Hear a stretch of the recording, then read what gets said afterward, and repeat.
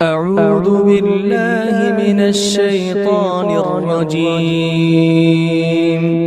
بسم الله الرحمن الرحيم.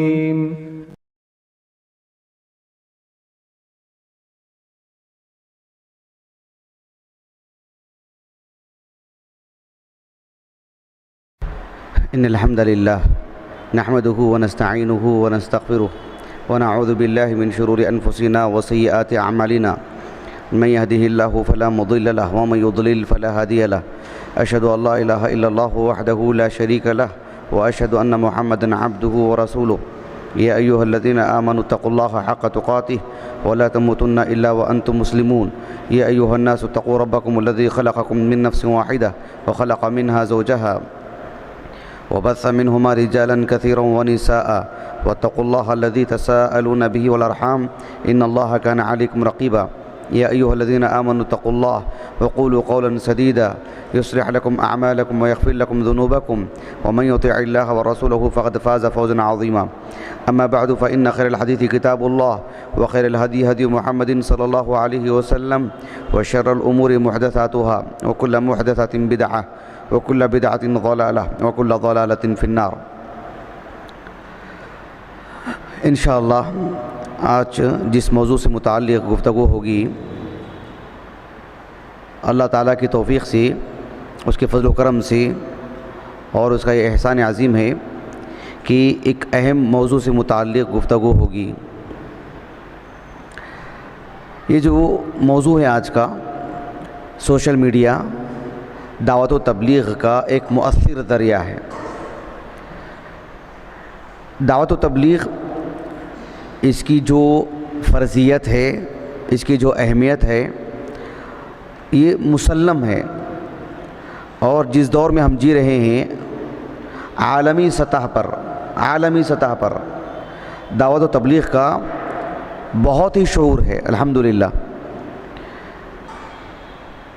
دعوت و تبلیغ سے متعلق اہل علم نے اس جانب بھی بہت کوشش کی کہ دعوت و تبلیغ سے متعلق جو طریقہ کار ہے اس کو واضح کیا جائے. عرب، عجم اور خاص کر ہمارے بر صغیر میں بھی اس دور میں دعوت و تبلیغ سے متعلق اہل علم کے بہت سارے دروس ہوئے ہیں. اگر مملکت سعودیہ کی بات کرتے ہیں تو دعوت و تبلیغ سے متعلق شاید ہی کوئی جز، کوئی شق ہو جو چھوٹا ہو. وہاں کے اہل علم کبار ہوں، صغار ہوں، جو علماء ہیں، دعات ہیں وہاں کے، انہوں نے دعوت و تبلیغ سے متعلق بہت ہی گہرائی سے دراسہ کیا. اور آپ یقین مانیں، دعوت و تبلیغ سے متعلق خود مملکت سعودیہ کی اگر بات کرتے ہیں تو اس قدر کتابیں بڑی چھوٹی منظر عام پر آئی ہیں کہ اسے شمار میں لانا مشکل ہے. اگر کوئی صرف اس کی معجم تیار کرنا چاہے کہ دعوت و تبلیغ سے متعلق صرف مملکت سعودیہ میں کتنی کتابیں مطبوع ہوئی ہیں، کئی مجلدات ہو جائیں گی. کئی مجلدات میں اس کو مکمل کرنا پڑے گا، اور علی الفور دوسرا نسخہ شائع ہوگا تو اس میں وہ خود مصنف استدراک کیے ہوئے ہوں گے. کہنے کا مقصود یہ ہے کہ اتنا کام ہوا ہے وہاں پر، ایک لمبی فہرست ہے اس کی. جو مملکت سعودیہ میں رہتے ہیں یا علمی اعتبار سے کوئی وہاں کی خبر رکھتے ہیں تو وہ میری بات کی تصدیق کریں گے. میں اس موضوع سے متعلق بات کر رہا ہوں. دعوت و تبلیغ، منہج اور عقیدے سے متعلق جو کتابیں ہیں، اتنی وافر مقدار میں کہ جو ہے سبحان اللہ، کیونکہ یہ اتنی اہمیت کا حامل موضوع ہے. البتہ ہمارے بر صغیر میں دعوت و تبلیغ کا جو شعور ہے وہ تقریباً پچھلے 20-25 سال سے ہے. اس سے پہلے نہیں تھا، ایسا نہیں ہے. نہیں تھا تو اتنے لوگ مسلمان ہوئے کیسے؟ نہیں تھا تو اسلام باذن اللہ باقی ہے کیسے؟ ہمارے مدارس، ہمارے علماء اور عامت الناس میں جو اسلامی شعور ہے وہ اس بات کی دلیل ہے کہ دعوت و تبلیغ کی فکر یہاں بھی رہی ہے، لیکن موازنہ اگر ہم کرنا چاہیں تو بالکل نہیں کر سکتے مملکت سعودیہ سے۔ لیکن پچھلے 10 12 15 سال سے بر صغیر میں دعوت و تبلیغ کو لے کر کے اہل علم میں جو شعور آیا ہے اپنے تئیں اور بتانے کے سلسلے میں، وہ غیر معمولی ہے الحمدللہ۔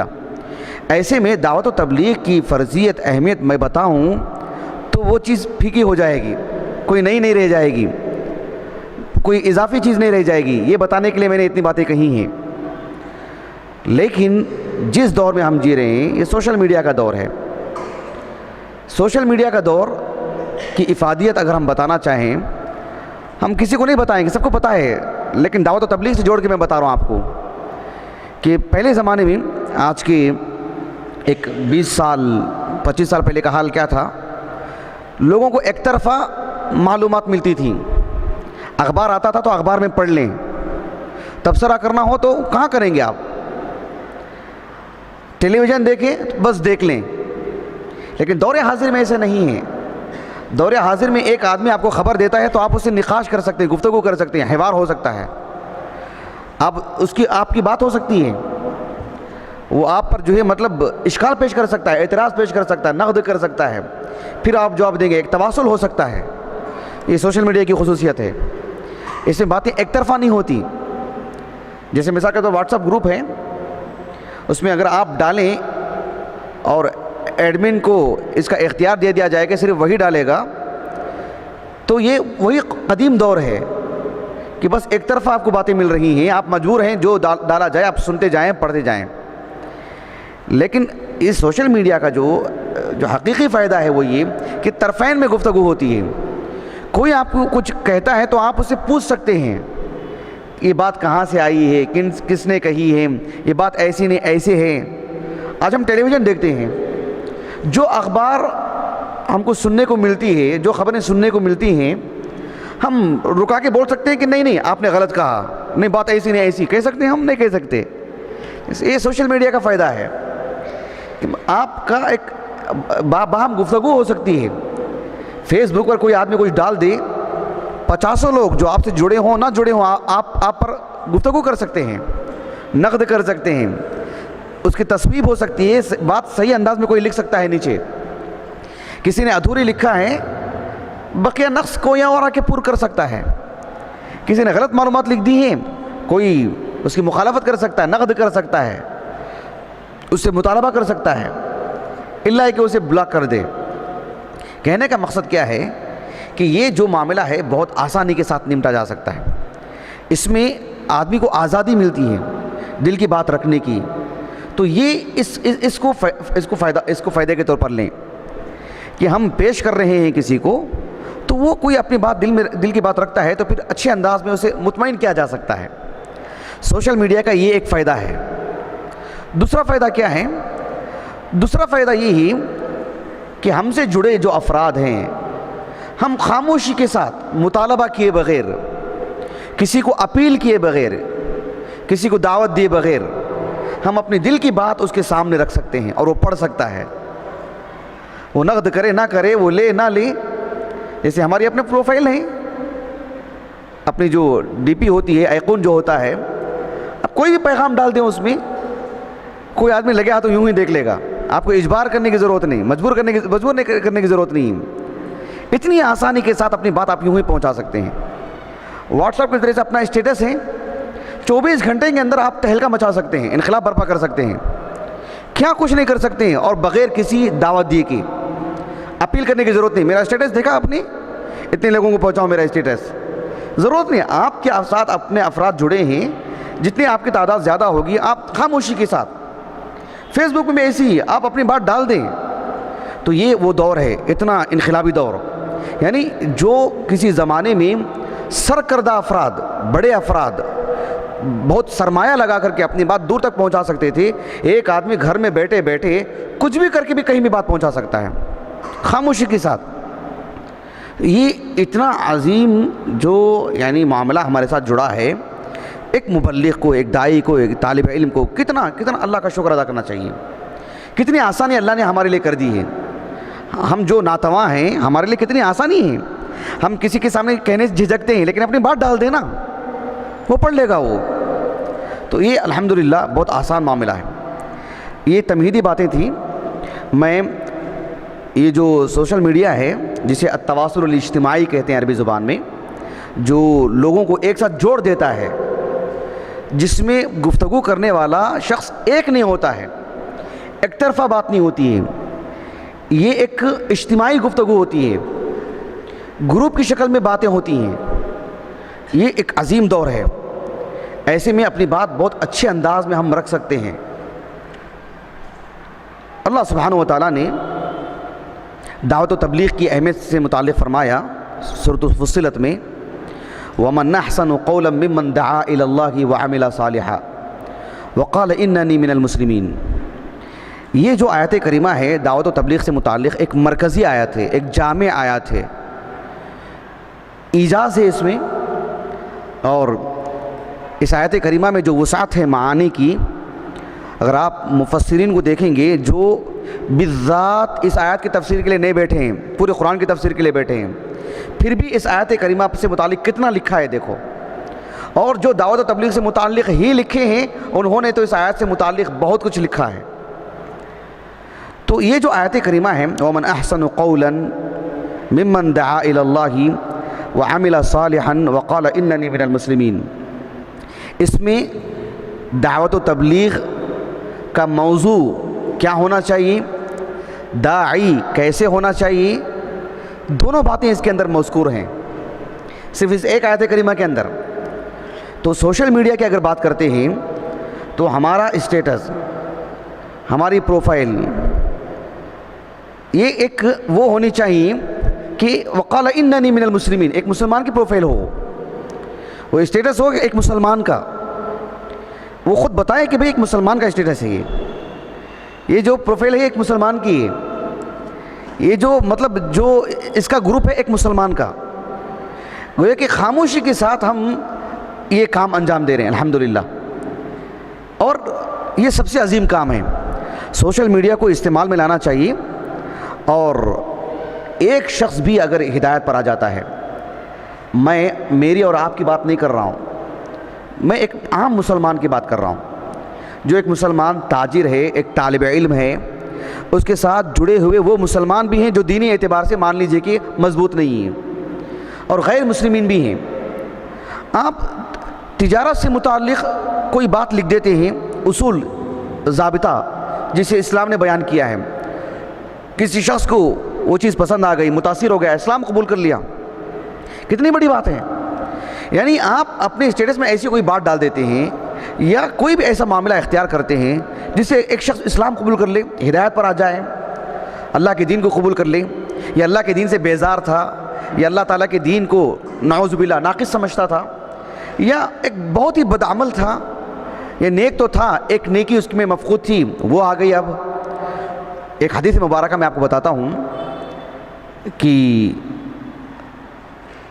متفق علیہ حدیث ہے، صحیح بخاری صحیح مسلم کی، معروف حدیث مبارکہ، بہت معروف. سہل بن سعد الساعدی رضی اللہ عنہ کہتے ہیں، یہ صغار صحابہ میں سے ہیں، سہل بن سعد الساعدی رضی اللہ عنہ، وہ کہتے ہیں کہ خیبر کے موقع پر اللہ کے رسول صلی اللہ علیہ وسلم نے ایک مناسبت سے فرمایا، خیبر میں کافی دن گزرنے کے بعد کچھ قلعے فتح نہیں ہوئے تھے. آپ صلی اللہ علیہ وسلم نے کہا کہ لَأُعْطِيَنَّ هَذِهِ الرَّایَةَ رَجُلًا، کہ اس جھنڈے کو میں ایک شخص کے ہاتھ میں دینے والا ہوں. يَفْتَحُ اللَّهُ عَلَى يَدَيْهِ، اللہ سبحانہ وتعالیٰ اس بندے کے ہاتھ سے، اس بندے کی قوت سے، اس بندے کو یعنی ایک وسیلے کے طور پر اللہ سبحانہ وتعالیٰ اس بندے کو شرف عطا فرمائے گا. یہ معنی، اس بندے کو سعادت دے گا اللہ تعالیٰ کہ خیبر کا وہ قلعہ فتح ہوگا. اس بندے کی صفات کیا ہیں؟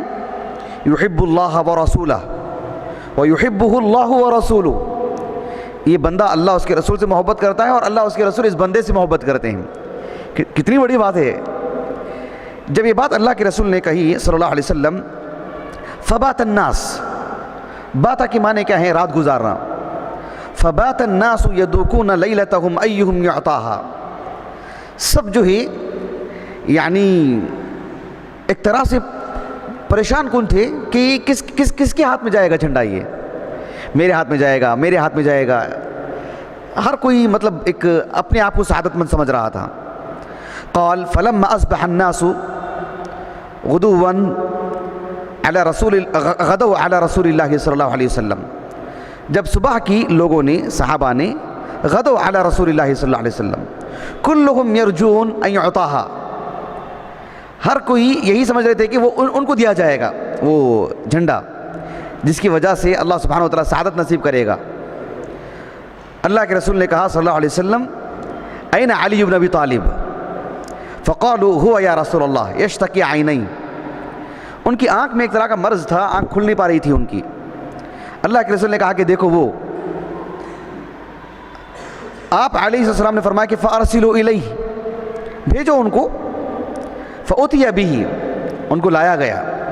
فبصق رسول اللہ صلی اللہ علیہ وسلم فی عینیہ، اللہ کے رسول نے اپنا جو مبارک جو آپ کا لعاب تھا وہ آپ علیہ السلام نے ان کی آنکھ میں لگایا.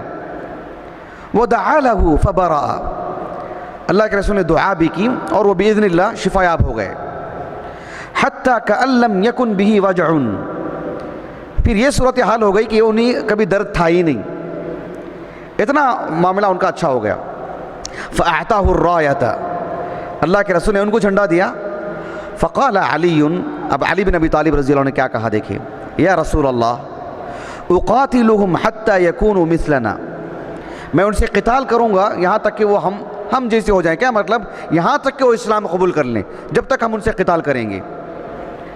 اللہ کے رسول نے کہا صلی اللہ علیہ وسلم انفذ علی رسلک حتی تنزل بساحتهم ثم ادعوهم الى الاسلام واخبرهم بما يجب عليهم من حق الله فيه، کہ آپ ان سے قتال نہ کریں، پہلے دعوت دیں، ان کے آنگن میں، ان کے صحن میں اتر جائیں، پہلے دعوت دیں، ان کو اسلام سے متعلق بتائیں، اسلام کا صاف شفاف واضح پیغام ان کے سامنے رکھیں. وہ اسلام قبول کر لیتے ہیں تو بہت اچھی بات ہے. کہا کہ فواللہ لأن يهدي الله بك رجلا واحدا خیر لك من ان يكون لك حمر النعم، کہ سرخ اونٹ آج بھی دیکھ سکتے ہیں امیجز میں، سرخ اونٹ بالکل جو لال رنگ ہوتا ہے نا ایسا نہیں ہوتا اونٹ، وہ سرخ اونٹ سے مراد مٹیالہ رنگ، اس کو کہتے ہیں سرخ اونٹ. تو سرخ اونٹ اس کی اپنی قیمت تھی. آج مملکت سعودیہ بڑے شہروں سے بھی آگے نکل چکا ہے ٹیکنالوجی میں، ثقافت و تہذیب میں.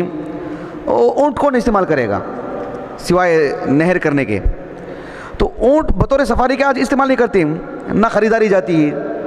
ایک زمانہ تھا کہ اونٹ اس وقت میں بہت قیمتی چیز، سرخ اونٹ کی اگر بات کریں، یہ اس دور میں ان جذبات کو سامنے رکھ کے سمجھیں.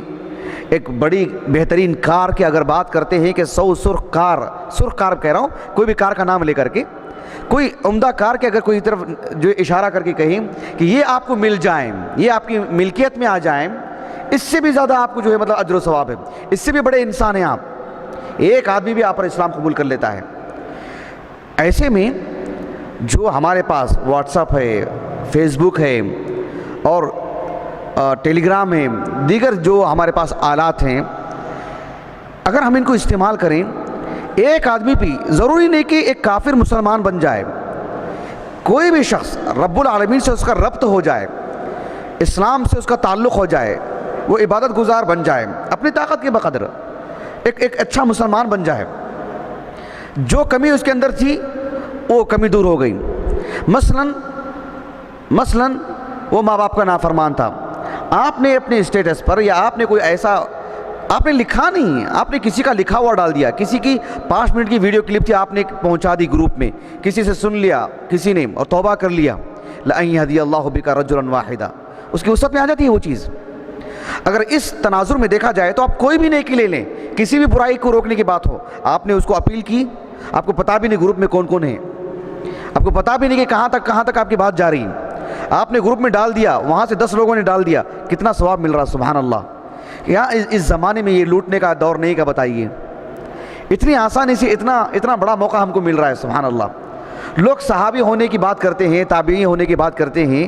اس زمانے میں ایک اور نوعیت کا اللہ نے اجر و ثواب کا جو ہے میدان رکھا ہے, اس کو جو ہے نہیں کھونا چاہیے. بالخصوص ہم جس مذہب کو ماننے والے ہیں, مذہب اسلام, یہ غالب ہونے والا ہی ہے. میں نہیں کروں گا, آپ نہیں کریں گے, اللہ سبحانہ و تعالیٰ کسی اور کو کھڑا کر دے گا. یستبدل قوما غیرکم, جن کو ہم کہتے ہیں کہ اس حالت میں مرا تو جہنم جائے گا, یہ کافر ہے, یہ وہ ہے, انہی کے ہاتھ میں جھنڈا جا سکتا ہے. وہی اس کے جو ہے مطلب فاتح ہو سکتے ہیں, وہی اس کے سچے نمائندگان ہو سکتے ہیں. کیونکہ یہ دین ہی ایسا ہے. میرا قتل ہو سکتا ہے, آپ کا قتل ہو سکتا ہے, میری اور آپ کی موت ہو سکتی ہے, اسلام کی نہیں. اسلام کی نہیں. لوگوں نے اندلس سے مسلمانوں کو ختم کیا, وہاں سے ختم کیا, یہاں سے کرنے کی کوئی کوشش کرتا ہے, ٹھیک ہے کر دیں گے مجھے اور آپ کو, لیکن وہی مسلمان رہیں گے بعد میں, اور اسلام یہاں رہے گا. یہ بات ہے. کیونکہ اللہ تعالیٰ نے قرآن مجید میں فرمایا, متعدد صورتوں میں سورۃ الصف سے پڑھ رہا ہوں, هو الذي ارسل رسوله بالهدى ودين الحق ليظهره على الدين كله ولو كره المشركون. ليظهره على الدين كله, على استعلاء, على حرف جر استعلاء, یہی تو معنی ہے اس کا. یہ دین غالب ہو کر کے ہی رہے گا, اور اس قدر غالب ہو کر کے رہے گا کہ اس دور کا جو سوشل میڈیا ہے اس کو سامنے رکھتے ہوئے یہ حدیث میں آپ کو پڑھ کر کے سناؤں تو آپ کو لگے گا کہ شاید یہ حدیث اسی دور کے لیے سب سے زیادہ مناسبت رکھتی ہے. ایک حدیث مبارکہ ہے مسند احمد کی, دیگر حدیث کی کتابوں میں بھی ہے, کتب ستہ میں نہیں. امام طبرانی کے المعجم الکبیر, المستدرک علی الصحیحین, لیکن مسند احمد سے میں آپ کو پڑھ کے سنا رہا ہوں. مسند احمد میں حدیث موجود ہے. تمیم داری اس حدیث کے راوی ہیں, تمیم داری رضی اللہ عنہ. وہ کہتے ہیں کہ میں رسول اللہ صلی اللہ علیہ وسلم کو یہ کہتے ہوئے سنا, لَيَبْلُغَنَّ هَذَا الْأَمْرُ أي هذا الدین الاسلام. لَيَبْلُغَنَّ, کیا کہا اللہ کے رسول نے صلی اللہ علیہ وسلم, لَيَبْلُغَنَّ, عامت الناس کو, جن کو اردو زبان نہیں آتی ہے, عربی زبان نہیں آتی ہے, چاہے وہ انگریز یورپی ہوں, چین کے ہوں یا ہندوستان کے ہوں, جن کو عربی نہیں آتی ہے. لَيَبْلُغَنَّ, اس کا ترجمہ کیسا کرنا پڑے گا ان لوگوں کو, کتنی تفصیل سے بتانا پڑے گا. یہ اللہ کا احسان ہے کہ ہم نبوی زبان سیکھیں نا, ماشاءاللہ. اللہ کے رسول نے کہا کتنی بڑی بات ہے, دیکھیں لَيَبْلُغَنَّ, یعنی یہ بات پہنچ کے ہی رہے گی. مثلا اس میں کوئی دو رائے نہیں. جیسے ہم بولے نا, جیسے ہم کہتے ہیں آج سورج نکلا ہے, وہ غروب ہو کے ہی رہے گا. کتنے یقین سے کہتے ہیں ہم, کتنے یقین سے کہتے ہیں. اللہ کے رسول نے کہا صلی اللہ علیہ وسلم, لَيَبْلُغَنَّ هَذَا الْأَمْرُ مَا بَلَغَ اللَّيْلُ وَالنَّهَارُ, مَا بَلَغَ اللَّيْلُ وَالنَّهَارُ وَلَا يَتْرُكُ اللَّهُ بَيْتَ مَدَرٍ وَلَا وَبَرٍ إِلَّا أَدْخَلَهُ اللَّهُ هَذَا الدِّينَ بِعِزٍّ عَزِيزٍ أَوْ بِذُلِّ ذَلِيلٍ عِزًّا يُعِزُّ اللَّهُ بِهِ الْإِسْلَامَ وَذُلًّا يُذِلُّ اللَّهُ بِهِ الْكُفْرَ. اللہ کے رسول نے کہا صلی اللہ علیہ وسلم, رات اور دن کی پہنچ کہاں تک ہے؟ ما بلغ اللیل والنہار, رات اور دن کی پہنچ کہاں تک ہے؟ یعنی پوری زمین لپیٹ میں آ گئی اس کی. یعنی لَيَبْلُغَنَّ هَذَا الْأَمْرُ مَا بَلَغَ اللَّيْلُ وَالنَّهَارُ لَا يَتْرُكُ اللَّهُ بَيْتَ مَدَرٍ وَلَا وَبَرٍ, نہ کوئی قریہ, نہ کوئی گاؤں, نہ کوئی شہر, کوئی علاقہ چھوٹ نہیں پائے گا. اصل میں مدر کہتے ہیں مطلب وہ علاقے جو ساحلی علاقے ہوتے ہیں, جو ساحلی علاقے ہوتے ہیں. مطلب یہ کہ خشکی کا معاملہ ہو, وبر خشکی کا معاملہ ہو, یا ساحلی علاقہ ہو, یعنی پوری دنیا کوئی گھر ایسا نہیں ہوگا. ولا یترک اللہ بیتا, سمجھ رہے ہیں آپ, مدرین ولا وبر, ساحلی علاقہ ہو یا درمیان کے علاقے ہوں, کوئی گھر ایسا نہیں ہوگا جہاں یہ دین نہیں پہنچے گا. لَيَبْلُغَنَّ هَذَا الْأَمْرُ. سبحان اللہ. اندازہ لگائیے آپ, سوشل میڈیا کی اگر بات کرتے ہیں جس دور میں ہم گزر رہے ہیں, کتنی صادق آتی ہے. دیکھیں حدیث, اس کے بعد اللہ کے رسول نے کہا الا ادخلہ اللہ ھذا الدین، یہ دین اللہ تعالیٰ داخل کر کے ہی رہے گا، قیامت اس وقت تک نہیں آئے گی، بعز عزیز و بذل ذلیل، اسلام کسی کے حق میں عزت کا باعث بن کے جائے گا، کسی کے حق میں ذلت کا باعث بن کے جائے گا۔ اسلام قبول کرتے ہیں تو باعزت ہو جائیں گے، نہیں قبول کرتے ہیں تو پھر ان کے لیے عزت نہیں ہوگی۔ بات واضح ہوگی میرے آپ کو؟ یہی بات ہے، یہ نہیں یوم تبیض وجوہ وتسود وجوہ، اس معنی میں کہ کچھ چہرے روشن ہوں گے اور کچھ چہرے اداس ہوں گے، تو اسی تناظر میں یہ بات ہے۔ عزا یعز اللہ بہ الاسلام وذلا یذل اللہ بہ الکفر، ان کے کفر کی وجہ سے اللہ انہیں ذلیل کرے گا، اسلام کی وجہ سے اللہ انہیں عزت دے گا۔ میں یہ بات کیوں بتا رہا ہوں آپ کو، یہ اتنا کھل کے اتنے واضح انداز میں بات ریکارڈ ہو رہی ہے، جائے گی، اس لیے کہ میرا قتل ہو سکتا ہے، میں مر سکتا ہوں، اللہ کا دین نہیں، وہ تو پہنچ کے ہی رہے گا، اسے پیش کرنے میں کیا ڈر ہے؟ سمجھ رہے ہیں آپ اس بات کو؟ ایسا نہیں ہے کہ اس بات کو چھپا کے رکھے کہ بھی اسلام ہی نہ پھیلے، اسلام ہی کے دروازے بند ہو جائے، ایسا تو نہیں ہوگا، وہ تو ہو کے ہی رہے گا، وہ لازمی طور پر جو ہم کو قتل کرے گا اللہ تعالیٰ اسی کے ہاتھ میں جھنڈا دے دے گا اسلام کا، اسلام وہ تو باقی رہے گا اور وہ غالب ہو کے رہے گا اور وہ پہنچ کے رہے گا، یہ معنی ہے اس کا۔ اس حدیث کے راوی کون ہے؟ کون ہے اس حدیث کے راوی؟ تمیم داری رضی اللہ عنہ، پہلے نصرانی تھے نا، وہ پہلے نصرانی تھے، یہ جس قبیلے کے ہیں امام طبرانی رحمہ اللہ اسی قبیلے کے ہیں۔ تمیم داری رضی اللہ عنہ کہتے ہیں اس حدیث کو سنانے کے بعد قد عرفت ذلك في اہل بیتی، قد عرفت ذلك في اہل بیتی لقد اصاب من اسلم منهم الخير والشرف والعز ولقد اصاب من كان منهم كافرا الذل والصغار والجزیہ، خود میرے اپنے خاندان میں، میرے گھرانے میں، تمیم داری کہتے ہیں رضی اللہ عنہ، جس نے اسلام قبول کیا اسے عزت، شرف، بلندی، اس کو سرخروئی ملی، اس کو جس نے اسلام نہیں قبول کیا وہ ذلیل ہوا، خوار ہوا، جزیہ دینا پڑا اس کو، اس کے کفر کی وجہ سے۔ ایسا نہیں ہے کہ حدیث انہوں نے بس سنا دی، انہوں نے اپنی آنکھوں سے دیکھا اس منظر کو اپنے گھرانے میں، سبحان اللہ۔ ایسے دور میں جس دور میں میں اور آپ جی رہے ہیں، اندازہ لگائیے کہ اللہ سبحانہ و تعالیٰ نے یعنی ہم کو بادشاہ بنایا ہے، ہم کو بڑا بنایا ہے، ہم اپنے چھوٹے سے سرمایے سے اپنی بات کو بہت دور دور تک پہنچا سکتے ہیں، چھوٹے سے پیسوں سے، چھوٹے سے سرمایے سے۔ اور ایسا بھی نہیں ہے کہ ہم کسی کو اپیل کر رہے ہیں، مطالبہ کر رہے ہیں، میں بات کو دہرانا نہیں چاہ رہا ہوں، اب اس کو سمجھنے کی کوشش کریں کیونکہ چھوٹی بات نہیں ہے۔ اور بالخصوص سوشل میڈیا کے صرف ہم ہی مالک نہیں ہیں، صرف میرے اور آپ کے پاس موبائل ہیں، سب کے پاس نہیں ہیں۔ اور جہاں تک مسئلہ مذہب کا اگر ہم کہتے ہیں، نصارہ اس کے استعمال میں پیچھے ہیں، دیگر مذاہب کے لوگ وہ پیچھے ہیں، بالکل بھی نہیں۔ اللہ تعالیٰ نے قرآن مجید میں فرمایا وَلَا تَهِنُوا فِي ابْتِغَاءِ الْقَوْمِ، سورۃ النساء کی آیت ہے، آیت نمبر 104، وَلَا تَهِنُوا فِي ابْتِغَاءِ الْقَوْمِ، وَلَا تَهِنُوا یعنی کمزور مت پڑھو، کمزور مت پڑھو، وَلَا تَهِنُوا فِي ابْتِغَاءِ الْقَوْمِ۔ اس کے بعد دیکھیں إِن تَكُونُوا تَعْلَمُونَ فَإِنَّهُمْ يَعْلَمُونَ كَمَا تَعْلَمُونَ، دعوت و تبلیغ کے میدان میں اگر تم کو زخم ہوتے ہیں، زخم ملتے ہیں، تم کو تھکان ہوتی ہے، بھوک پیاس لگتی ہے، جسمانی اعتبار سے آپ کو مار لگتی ہے، فَإِنَّهُمْ يَعْلَمُونَ، ان کو بھی زخم مل رہے ہیں اپنے مذہب کے پرچار میں، کما تعلمون، جسے تمہیں زخم مل رہے ہیں، لیکن فرق کیا ہے دونوں میں؟ فرق کیا ہے دونوں میں؟ وَتَرْجُونَ مِنَ اللَّهِ مَا لَا يَرْجُونَ، وَتَرْجُونَ مِنَ اللَّهِ مَا لَا يَرْجُونَ وَكَانَ اللَّهُ عَلِيمًا حَكِيمًا۔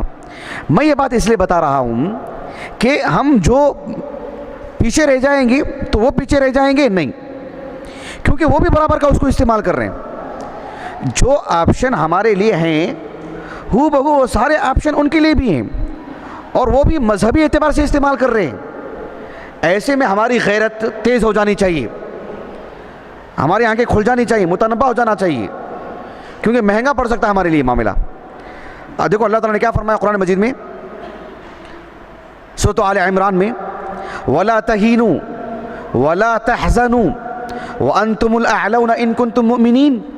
اس کے بعد إِن يَمْسَسْكُمْ قَرْحٌ، ان یمسسکم قرح فقد مس القوم قرح مثلہ، تم کو زخم ملے ہیں تو زخم ان کو بھی ملے ہیں، یعنی ان کے مذہبی اعتبار سے وہ بھی زخم کھائے ہیں، وہ بھی جان گنوائے ہیں، انہوں نے بھی اپنے آپ کو کھپایا ہے، تو تم بدرجہ اولا، کیونکہ تم مسلمان ہو، تم ایک دین حق کے پابند ہو۔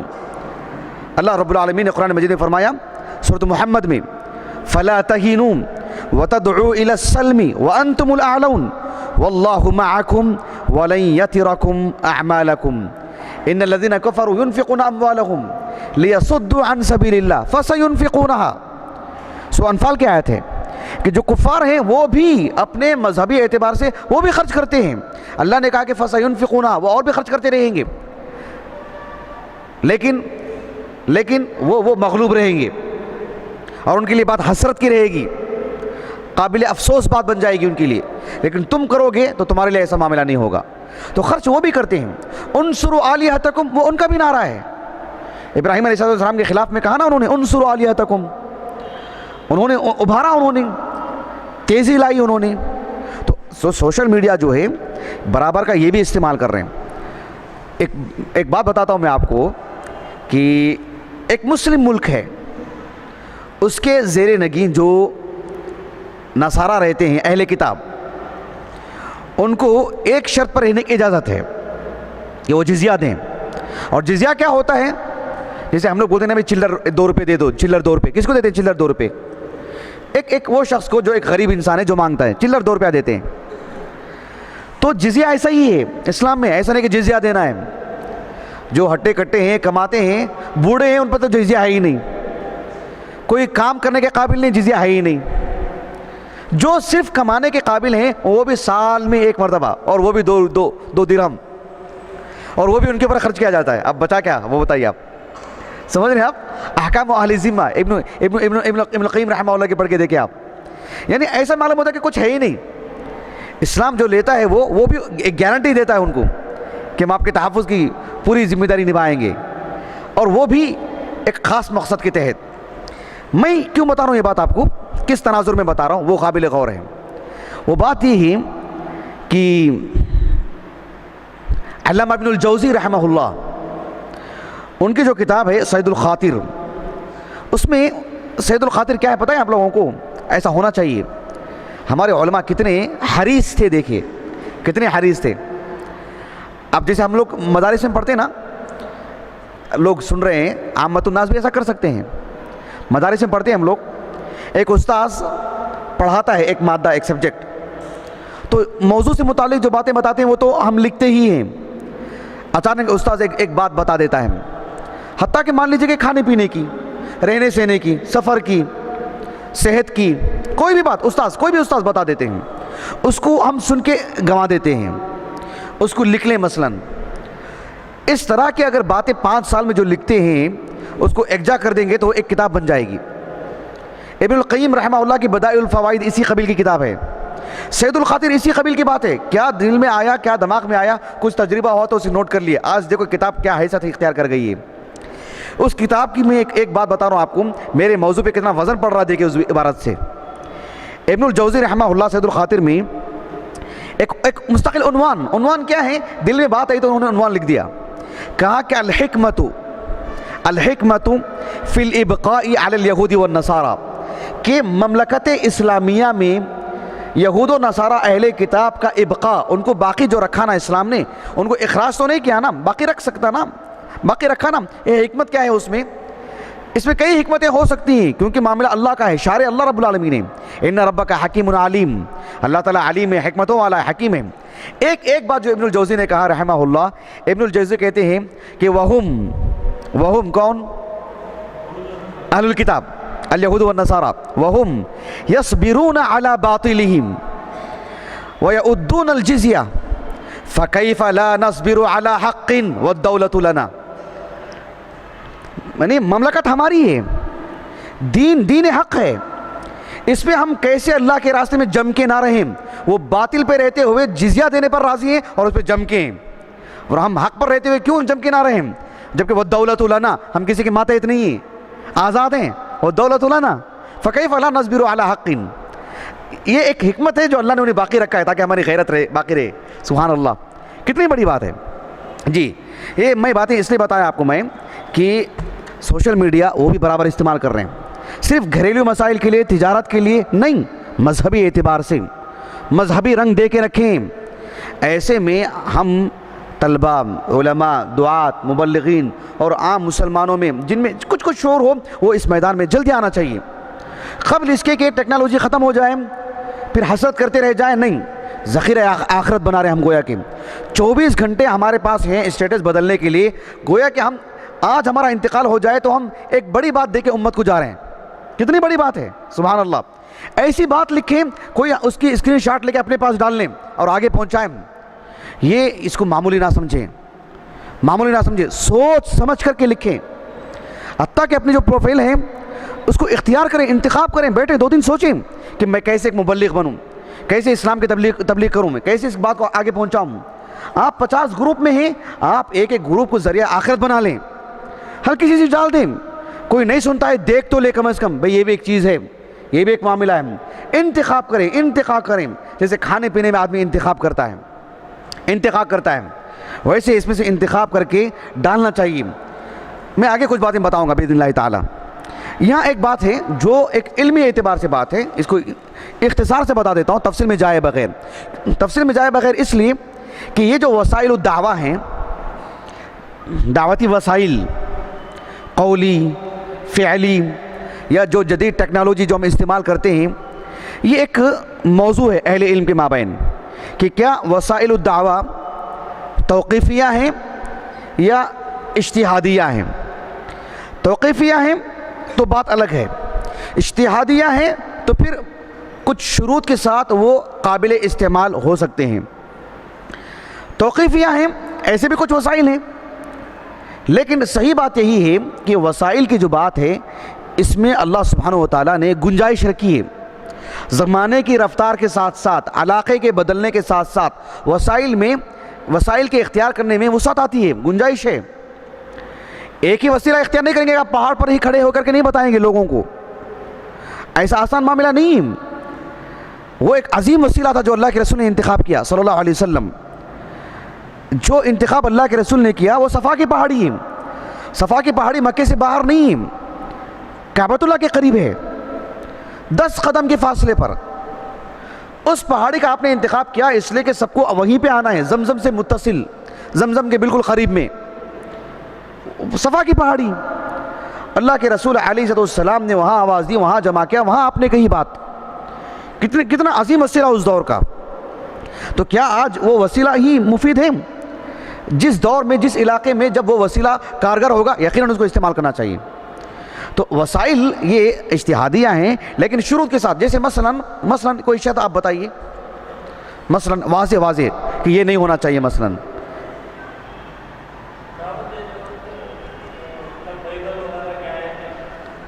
مثلا کہ سرے سے کوئی چیز حرام ہو اس کو اختیار نہیں کرنا چاہیے. سرے سے کوئی چیز حرام ہے اسلام میں. جیسے انسان اپنی صحت کے لیے شراب کا استعمال نہیں کر سکتا کیونکہ شراب اصلاً حرام. جیسے بطور وسائل خواتین کو وہ لوگ گھروں میں بھیجتے ہیں کہ خواتین کو بھیجیں گے تو کوئی دھتکارے گا نہیں، ڈھکیلے گا نہیں، اور یہ بھی نرمی سے بات کریں گے، کوئی مار توڑ، کوئی مار پیٹ نہیں ہوگی وغیرہ وغیرہ. ایسے ہم عورتوں کا انتخاب نہیں کر سکتے کہ گھر جا کے قرآن دے کے آئیں غیر مسلمین کے. نہیں، اصلاً ان کا وہ میدان نہیں ہے. تو میں کہنے کا مقصود یہ ہے کہ ایسے اور بھی مثالیں ہو سکتی ہیں. جو چیز اسلام میں اصلاً حرام ہے اس کو انتخاب نہیں کیا جا سکتا بطور وسیلہ کے کسی بھی طور پر بھی. اسی طرح سے جب کسی چیز کا استعمال ہوتا ہے بطور وسیلے کے تو وہ چیز جو دعوت و تبلیغ کے لیے جو وسائل ہوتے ہیں، دعوت و تبلیغ ہمارے اوپر واجبات میں سے ہے، اور اس کے لیے جو چیز کارگر ہوتی ہے، مفید ہوتی ہے اور اس واجب کی تکمیل کا اہم ذریعہ ہے، اس کے بغیر ہم وہ واجبی کام انجام نہیں دے سکتے، تو پھر وہ چیز بھی اس تناظر میں واجب ہوتی ہے اصلاً اگر حرام نہیں ہے. ہمارے سامنے مائک ہے، اب مجھے سب بتانے کی ضرورت نہیں ہے، زمانہ بہت آگے نکل چکا ہے، مائک کے حلال اور حرام ہونے پر کوئی گفتگو نہیں کرتا آج. بس میں آپ کو بتانا چاہ رہا ہوں یہ آپ کو ضمناً موضوع کے تحت. بعض لوگ کہتے ہیں عامت الناس، اور بعض طلبہ بھی ان باتوں سے متاثر ہو جاتے ہیں کہ جب ٹی وی آئی تو علماء نے کہا کہ وہ حرام ہے، اور آج علماء کے گھرانوں میں ہے۔ بات ایسی نہیں ہے کہ علماء بہت جلدی حرام کر دیتے ہیں، نہیں، اسلام کے حوالے سے اسلام کی نمائندگی کرتے ہوئے کسی چیز کو حلال حرام کہنا اپنے اوپر ذمہ داری کون لے گا؟ بتائیے کون لے گا؟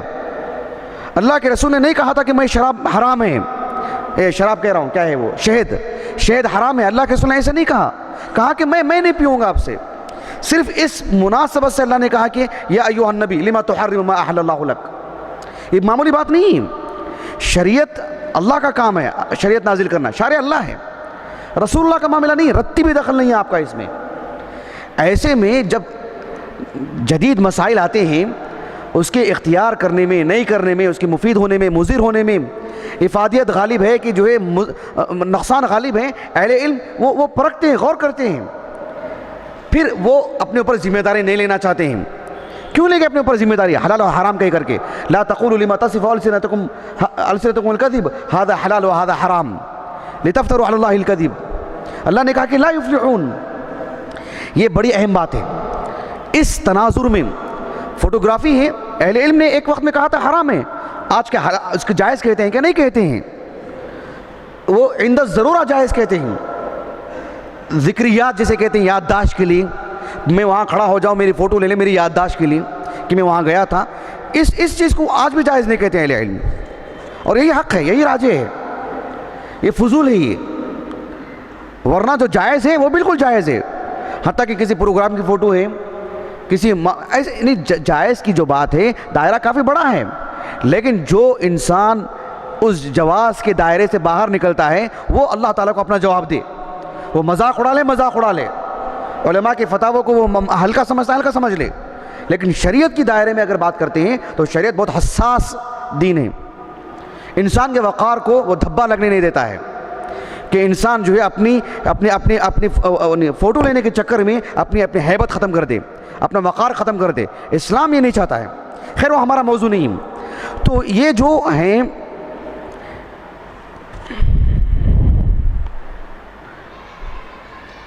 سوشل میڈیا سے متعلق یہ جو وسائل ہے، یہ جو وسیلہ ہے، بہت ہی مؤثر وسیلہ ہے۔ ایک بات اپنی بتا کر کے انشاءاللہ نماز کے بعد میں اپنی دوسری بات رکھتا ہوں، وہ یہ ہے کہ اس عظیم وسیلے سے متعلق ہم کیوں گفتگو کر رہے ہیں؟ اس لیے کہ یہ جو سوشل میڈیا ہے، یہ جو دور ہے، یہ وسیلہ اتنا مؤثر ہے کہ کم وقت میں یہ ہزاروں بلکہ لاکھوں لوگوں تک پہنچتا ہے، آنن فانن، یعنی اتنی بڑی تعداد۔ میں اکثر ہمارے جو اساتذہ ہیں جامعہ کے، ہمارے دوست و احباب، اپنی دل کی بات میں ان کے سامنے رکھتے رہتا ہوں، آپ لوگوں سے بھی کہتے رہتا ہوں کہ بھئی ہم اتنی قیمتی باتیں، میں یہ بات صرف یہاں کی نہیں کر رہا ہوں، میں ہمارے سارے مدارس کی بات کر رہا ہوں۔ اساتذہ اتنی بڑی باتیں، خاص کر وہ اساتذہ جو مجرب ہیں، بڑی عمر کے ہیں اور خوب علم رکھنے والے ہیں، اتنی بڑی باتیں ہم کلاس میں کرتے ہیں 4 بچوں کے سامنے، 4 طلبہ کے سامنے، جبکہ ان باتوں کو اگر ریکارڈ کر لیا جائے تو کہاں تک جائیں گی۔ اور آج کل یوٹیوب پر جو لوگ ABCD بچوں کو سکھا رہے ہیں وہ بھی آ جا رہے ہیں یوٹیوب پر، جو عام چیزیں سکھا رہے ہیں، عام باتیں بتا رہے ہیں وہ بھی آ جا رہی ہیں، اور بہت قیمتی کلاسیں بھی ہیں، حساب کتاب سے متعلق، ریاضیات سے متعلق جو یعنی سبجیکٹ جو مشکل ہوتے ہیں طلبہ کے لیے، وہ سب مطلب لیے جا رہے ہیں۔ یوٹیوب پر چینل ہیں ایسے، فیس بک میں آتے رہتے ہیں، لیکن کیا ان کے دروس، ان کی کلاسز ان کے لیے ذخیرہ آخرت ہے؟ ان کی آخرت بھی بنتی ہے اس سے؟ اللہ کے ان کے درجات بلند ہو رہے ہیں؟ اور ہمارے پاس وہ ساری چیزیں موجود ہیں تو ہم اپنی کیوں آخرت نہیں بنائیں؟ بتائیں کیوں ہم مفید بھی بات نہ بتائیں؟ اس کو کوئی پڑھتا ہے نہیں پڑھتا ہے، اس سے سنتا ہے نہیں سنتا ہے، ہم ذمہ دار نہیں ہیں اس کے، ہم اس کے مکلف ہیں، لیکن کیا ہم اختیار نہ کریں؟ ہم نہ ڈالیں، کلاس میں پڑھاتے ہیں ہم نہ ڈالیں باتیں ایک ذمہ داری کے ساتھ؟ پتہ نہیں کہاں سے کہاں تک جائے گی باتیں، کس کی آخرت بن سکتی ہے، کون اپنی جنت بنا لے سکتا ہے؟ لیکن ہم چاہتے ہیں کہ بہرحال 4 لوگوں میں بتا دیں اور ختم کر دیں۔ جمعہ کا خطبہ ہوتا ہے ایک 10-20 لوگوں کے لیے، آدھے گھنٹے کے لیے، اور ایک آدمی ناچتا ہے، گانا گاتا ہے اور وہ ڈال دیتا ہے، اور اسے شیئر کرنے والے بھی مسلمان۔ کتنی آفت ہے! ایسے میں کیسے میں کتنی ہمارے اندر غیرت آ جانی چاہیے، بتائیے کتنی ذمہ داری کا احساس ہونا چاہیے. تو یہ چیز بڑی تعداد میں لوگوں تک پہنچتی ہے، اور آنن فانن پل بھر میں 1 منٹ کے اندر آپ سینکڑوں، ہزاروں، لاکھوں لوگوں تک پہنچ سکتے ہیں. یہ سب کو یہ بات تسلیم ہے. اور آج سے چند سال پہلے کی بات ہے، جس میں اخبار اور ٹیلی ویژن کے ذریعے سے جس کی جو اعشاریہ بتائی جاتی، جو عادت بتائی جاتی ہیں، لاکھوں لوگوں تک 1 گھنٹے میں بات پہنچائی جا سکتی تھی. اور اس دور میں آپ ویکیپیڈیا وغیرہ میں جا کے دیکھیں، گوگل وغیرہ میں، کہ سوشل میڈیا کے ذریعے سے بات پہنچانے میں 1 منٹ میں آپ کتنے لوگوں کو پہنچا سکتے ہیں. آپ اس کا تناسب نہیں بتا سکتے، اس کی عدد نہیں بتا سکتے، آپ شمار میں نہیں لا سکتے، اس کو لفظوں میں نہیں بتا سکتے، آپ حد احساس سے خارج ہے. اتنے عظیم دور میں آج ہم لوگ جی رہے ہیں ماشاءاللہ. ایسے میں یہ بڑی اہم چیز ہے، جب مسلمانوں سے متعلق میرے اور آپ کا کردار، بلکہ ہمارا دین، ہماری باتیں، ہماری داڑھی، ہمارا برقع، ہماری تجارت، ہمارا سفر، یہ لوگ اس کو غلط انداز میں منٹوں میں لوگوں تک پہنچا رہے ہیں، تو اس کی صفائی دینے میں بھی ہم آگے نہیں بڑھ رہے ہیں، صفائی دینے میں بھی آگے نہیں بڑھ رہے ہیں. یہ سب چیزیں جو ہیں سوچنے کی ضرورت ہے. لوگ میڈیا کے ذریعے سے، سوشل میڈیا کے ذریعے سے، اپنی باتوں کے ذریعے سے لوگوں کو غلام بنا کے رکھیں، قید کر کے رکھیں. وہ جو بتائیں گے وہی سنیں گے. ایسے میں آرام سے ایک آدمی ہمارا اپنا ہو جا رہا ہے، ہم اس کو مجبور کیے بغیر اپنا غلام بنا رہے ہیں، مجبور کیے بغیر اسے ہم اپنا کر لے رہے ہیں. تو یہ سب باتیں میں اس لیے آپ کو بتا رہا ہوں تاکہ اس بات کو ہم اچھی طرح سمجھیں کہ ہم کس میں عظیم دور میں جی رہے ہیں. شیخ عبدالعزیز بن باز رحمہ اللہ، مجموع الفتاوی جلد نمبر 5 صفحہ نمبر 293، اس میں آپ کا ایک طویل فتویٰ ہے. شیخ بن باز رحمہ اللہ نے کہا کہ مجھے اس پر شرع صدر نہیں ہے. کہا کہ لا شک ان استغلال وسائل الاعلام فی الدعوة الى الحق ونشر احکام الشریعہ وبیان الشرک ووسائلہ والتحذیر من ذلك ومن سائر ما نهى الله عنه من اعظم المهمات بل من اوجب الواجبات وهي من نعم الله العظيمة في حق من استغلها في الخير وفي حق من استفاد منها ما ينقصه في دينه ويبصره بحق الله عليه. ولا شك أن البروز في التلفاز مما قد يتحرج منه بعض أهل العلم ومن أجل ما ورد في الأحاديث الصحيحة في التجديد في التصوير ولعن المصورين. ولكن بعض أهل العلم رأى أنه لا حرج في ذلك إذا كان البروز فيه للدعوة إلى الحق ونشر أحكام الإسلام والرد على دعاة الباطل عملا بالقاعدة الشرعية وهي ارتكاب أدنى المفسدتين لتفويت أكبرهما. فمن شرح الله صدره واتسع علمه ورأى أن يظهر في التلفاز لنشر الحق وتبليغ رسالات الله فلا حرج عليه في ذلك وله أجره وثوابه عند الله سبحانه. ومن اشتبه عليه الأمر ولم ينشرح صدره لذلك فنرجو أن يكون معذورا. شیخ ابن باز رحمہ اللہ کہتے ہیں کہ دور حاضر میں یہ جو اعلام کے جو وسائل ہیں، میڈیا، ریڈیو تو پرانی دور کی بات ہو گئی، ٹیلی ویژن ہے، یہ جو سوشل میڈیا ہے، ویڈیوگرافی ہے، کہا کہ جس کو اس میں شرع صدر ہو اس کو بہتر انداز میں استعمال کرے اور خوب استعمال کرے پوری وسعت کے ساتھ. اس میں اللہ کے ہاں اسے اجر ملے گا، ثواب ملے گا اور وہ ایک اچھا داعی کہلائے گا. جسے شرع صدر نہیں ہے ہم مجبور نہیں کریں گے، ہم اس عالم دین کو معذور جانیں گے. لیکن کسی کو شرع صدر ہے تو اس کو وسعت کے ساتھ استعمال کریں. آج ٹیلی ویژن پر اسلام کی غلط نمائندگی کرنے والے علماء آ چکے ہیں، علماء سو. آپ کہاں تک باطل پر گفتگو کریں گے؟ کہاں تک اہل کتاب پر اور ان پر وہ دشمنان اسلام داخلی طور پر جو نمائندہ ہیں وہ لوگ ہیں جو خود مزار پرست ہیں. وہ کیا اسلام سے متعلق گفتگو کریں گے؟ میں کل ایک ویڈیو دیکھ رہا تھا، ایک شخص بول رہا تھا کہ تم لوگ کہتے ہو کہ شیعہ کافر ہیں ہمارے اس کرتوت کی وجہ سے، تمہارا کرتوت دیکھو کیسے ہے. وہ ایسے بریلوی حضرات کی ویڈیوز بنایا جو شیعہ کے جو ایک سکے کے دوسرے رخ ہیں، وہ اتنے بے تکی ان کے کام ہیں ان لوگوں کے، جس کی وجہ سے جو ہے مطلب ہنسی آتی ہے. سبحان اللہ. اب اس کو وجہ جواز بنا کر کہ کوئی یہ کہتا ہے کہ دیکھو تمہارا بھی معاملہ ایسا ہے، اور ہمیں خاموش ہیں، بند کمرے میں بول رہے ہیں کہ جو ہے نہیں یہ باطل ہے، نہیں یہ جھوٹا ہے، نہیں یہ کذاب ہے، نہیں یہ ایسے بولتے رہتے ہیں. ایسا نہیں ہوگا. یہ اس معاملے میں بڑی اہم چیز ہے. آخری بات میں اپنی بات کو ختم کر دیتا ہوں، نماز کے بعد بتاؤں گا انشاءاللہ. وہ یہ ہے کہ میں سوشل میڈیا کی جو بات کر رہا ہوں کہ یہ بہت آسان معاملہ ہے. میں نے تمہید میں بھی کہا کہ اجبار، کسی کو مجبور کیے بغیر آپ دعوت و تبلیغ کا کام کر رہے ہیں. فطری طور پر ایک نبی کو بھی خوف ہوا تھا کہ انی اخاف ان یکذبون، کہا موسیٰ علیہ السلام نے، میں ڈرتا ہوں کہ وہ مجھے جھٹلا دیں گے.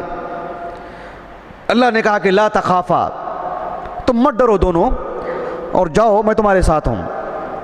اور ہمارے اندر فطری خوف ہونا ایک لازمی چیز ہے. لیکن کیا ہم ایک مسلمان کاروبار ہیں، کتنے غیر مسلم اس سے جڑے ہوں گے؟ اسٹیٹس کی بات کرتے ہیں تو اس کی کوئی عادت معدت ہے کہ نہیں ہے؟ اس کا گروپ ہوگا اپنا، کتنے لوگ اس سے جڑے ہوئے ہوں گے؟ ایسا راستہ اختیار کریں جس میں غیر مسلمین ہیں. ایک بلڈنگ ہوتی ہے جس میں مسلمان بھی ہیں، غیر مسلم بھی ہیں. ایک مسلمان جو اس کے ساتھ اسے جڑے ہوئے غیر مسلم ہیں، وہ بس ہلکے پھلکے انداز میں اسلام کے محاسن پیش کرے. بس تم جو ہے قل یا ایھا الکافرون لا اعبد ما تعبدون، وہ مت لکھو. وہ مت لکھو. آپ ایسی کوئی بات لکھو کہ جیسے اللہ یدعو الی دار السلام ویہدی من یشاء الی صراط مستقیم، ایسا لکھیں. آپ کچھ ایسی باتیں لکھیں، قل هو اللہ احد اللہ الصمد.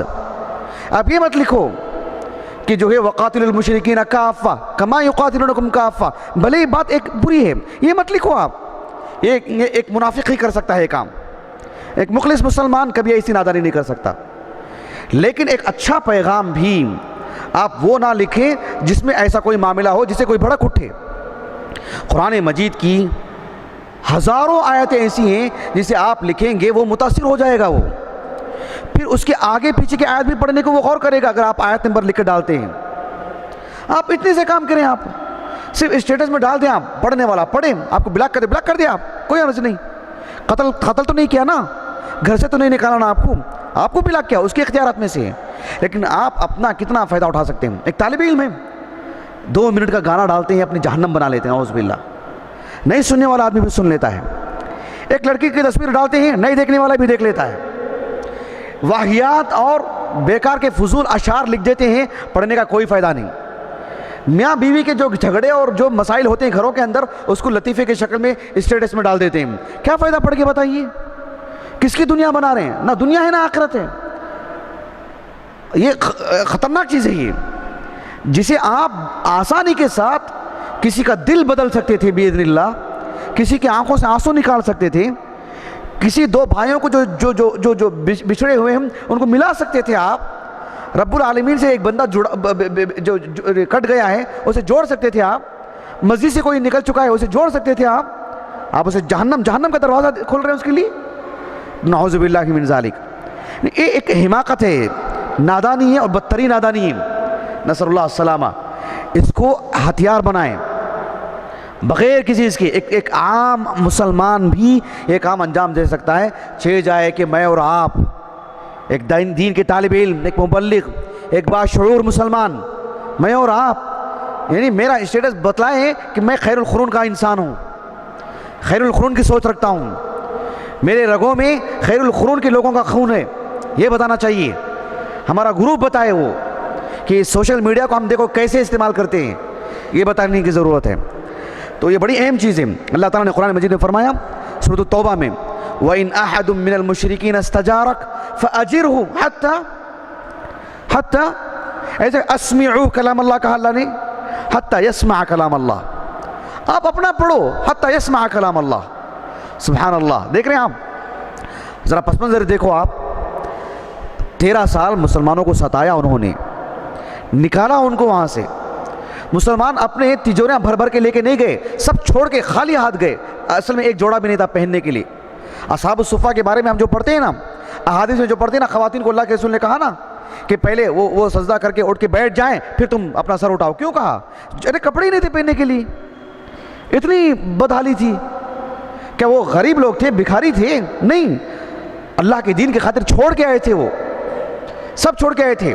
اللہ کا دین ہی ان کا لباس تھا۔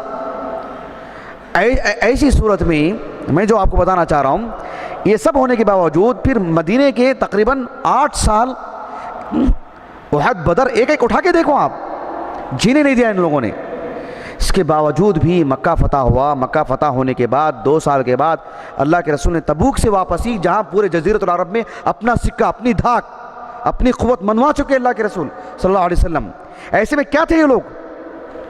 ارے انگلی سے اشارہ کافی تھا ان لوگوں کے لیے، باذن اللہ ہلکی سی بات تھی، سمیٹ کے رکھ دیتے ان کو۔ لیکن اللہ کے رسول نے کہا صلی اللہ علیہ وسلم، جو آیت کریمہ نازل ہوئی، فَسِیحُوا فِی الْأَرْضِ 4 أَشْهُرٍ وَاعْلَمُوا أَنَّکُمْ غَیْرُ مُعْجِزِ اللَّهِ وَأَنَّ اللَّهَ مُخْزِی الْکَافِرِینَ۔ 4 مہینے کی مدت، 4 مہینے جانتے کیا مدت ہے؟ ان سب کے باوجود بھی 4 مہینے کے اندر کوئی اسلام قبول کر لے، بھلے ہی منافق بن جائے، وَأَمْرُهُ إِلَى اللَّهِ، لیکن اس کو رہنے کی اجازت تھی۔ 4 مہینے کے اندر جانا تو جائے، اس کے بعد بھی کوئی پناہ لے کے کسی کے گھر میں رہے تو وہاں بھی مجبور نہ کیا جائے، تم اپنی جو عبادت ہوتی ہے انجام دیتے رہیں حتی یسمع کلام اللہ۔ اب اس تفصیل سے سوچ کے دیکھو آپ، کیا آج ہم اپنے آسانی کے ساتھ اپنا پیغام کسی کو یوں ہی پڑھنے نہیں دیتے؟ اس میں بھی ہمارے لیے مجبوری ہے، تو کیا عذر باقی رہے گا ہمارے پاس؟ بتائیے اللہ کے ہاں۔ اللہ کے رسول صلی اللہ علیہ وسلم کے سب سے عظیم صحابی اور افضل الخلق بعد الانبیاء ابو بکر صدیق رضی اللہ عنہ، معروف حدیث مبارکہ جسے امام بخاری رحمہ اللہ نے کتاب المناقب، اپنی صحیح بخاری کی کتاب المناقب، باب ہجرت النبی صلی اللہ علیہ وسلم، حدیث نمبر ہے 3905۔ حدیث بہت طویل ہے، میں نے محدثین کا طریقہ اپناتے ہوئے پوری حدیث میں نے لکھا ہے، بھلے ہی ایک سطر میرا مستدل ہے۔ ابو بکر صدیق رضی اللہ عنہ، جب آپ کو مجبور کیا گیا مکے میں، آپ نکل کے جانے لگے تو ابن دغنہ کہا نا، مثلک تخرج، یعنی مثلک لا یخرج ولا یخرج، آپ جیسا انسان نکل کے جائے بھائی، یا اللہ، اور آپ کو نکالا جائے، جا کر کے بات کی کہ میں پناہ دیتا ہوں آپ کو۔ خیر، ابو بکر صدیق رضی اللہ عنہ، ان کے بارے میں کیا کہا؟ یعنی کفار مکہ نے، رؤساء مکہ نے ابن دغنہ سے کیا کہا؟ مر ابا بکر فلیعبد ربہ فی دارہ فلیصلی فیہا ولیقرأ ما شاء ولا یؤذینا بذلک ولا یستعلن بہ فإنا نخشى أن يفتن نساءنا وأبناءنا، أن يفتن نساءنا وأبناءنا۔ یعنی یہ بات ہے، ہم خاموشی سے بھی کریں تو کوئی اسلام قبول کر لے گا تو کہیں تہلکہ مچ سکتا ہے کسی کے گھر میں، لیکن ہم تو ذمہ دار نہیں نا اس کی، ہمارے اندر جرت نہیں کسی کے گھر کو جانے کی، کسی کو بولنے کی۔ لیکن آپ اپنا اعلان تو نہیں لگا سکتے، کوئی پڑھ کے چلا جائے مثلا، وہ بھی ہم نہیں کر سکتے۔ جتنی ہماری طاقت ہے ہم جا کر کے مین روڈ پہ نہ لگائیں، لیکن ہم اپنے تئیں کریں بس۔ یہ خاموشی کے ساتھ بڑا کردار نبھانے والا معاملہ ہے۔ میں اپنی بات کو ختم کرتا ہوں انشاءاللہ۔ نماز کے بعد باذن اللہ تعالی میں کس طرح کی باتیں ہم اپنے اسٹیٹس پر اور اپنے فیس بک پر ہم لکھ سکتے ہیں، کر سکتے ہیں، بغیر کسی کو مجبور کیے کہ وہ کیا چیزیں ہو سکتی ہیں، میں آپ کو کچھ مثالیں دوں گا آپ کو انشاءاللہ۔ سبحانک اللہم و بحمدک، اشہد ان لا الہ الا انت، استغفرک و اتوب الیک۔